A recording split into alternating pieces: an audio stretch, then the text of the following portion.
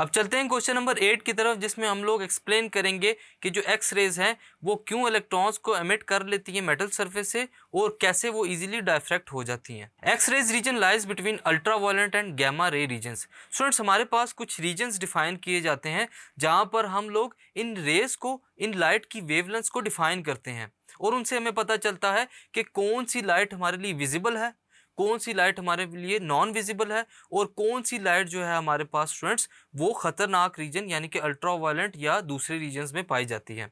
अब उस हिसाब से अगर देखा जाए स्टूडेंट्स, जो एक्स रेज होती हैं वो अल्ट्रावायलेट रीजन और गामा रेज के रीजन में फॉल करती हैं जब हम लोग इलेक्ट्रोमैग्नेटिक स्पेक्ट्रम को ऑब्जर्व करते हैं। जैसा कि हम लोग जानते हैं कि एक्स रेज जो है स्टूडेंट्स हाई एनर्जी रेडिएशंस यानी कि अल्ट्रावायलेट रेडिएशंस के अंदर फॉल करती हैं स्टूडेंट्स, और वहां पर जो विजिबल रेडिएशंस जो हैं वो भी मौजूद है, उसका रीजन मौजूद है। इस वजह से हम लोग एक्स रेज को कौन से रीजन में डालते हैं, हाई एनर्जी रीजन के अंदर, जो कि अल्ट्रावायलेट रीजन कहलाता है। सो स्टूडेंट्स, इससे देखा जाता है कि जो एक्स रेज हैं वो कुछ ऐसे फिनोमेनास को प्रोड्यूस करते हैं जैसा कि यूवी रेडिएशंस जो है वो फोटो इलेक्ट्रिक इफेक्ट में प्रोड्यूस करते हैं, in which the metal is expose to suitable frequency of light, जिसमें हम लोग क्या करते हैं कि अल्ट्रावायलेट रेडिएशंस के आगे मेटल्स को एक्सपोज करते हैं ताकि वहां से इलेक्ट्रॉन्स को एमिट किया जा सके। तो यही प्रोसेस हम लोग किससे फॉलो कर सकते हैं स्टूडेंट्स, एक्स रेज को यूज करते हुए भी फॉलो कर सकते हैं और हम लोग इलेक्ट्रॉन्स को इजीली मेटल सरफेस से लिबरेट करवा सकते हैं।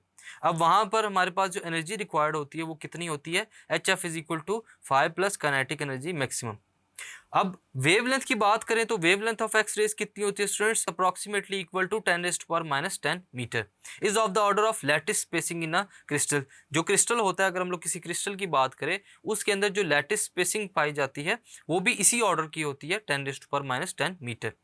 X rays are diffracted by crystals. X rays को हम लोग क्रिस्टल्स के थ्रू, यानी कि अगर वो किसी पॉइंट की तरफ टारगेटेड है स्टूडेंट्स, तो अगर हम लोग दरमियान में किसी क्रिस्टल को रखते हैं तो उसकी वजह से हम लोग इजीली एक्स रेज को डायफ्रैक्ट करवा सकते हैं। Bragg's equation for X rays diffraction is 2d sin theta is equal to m lambda.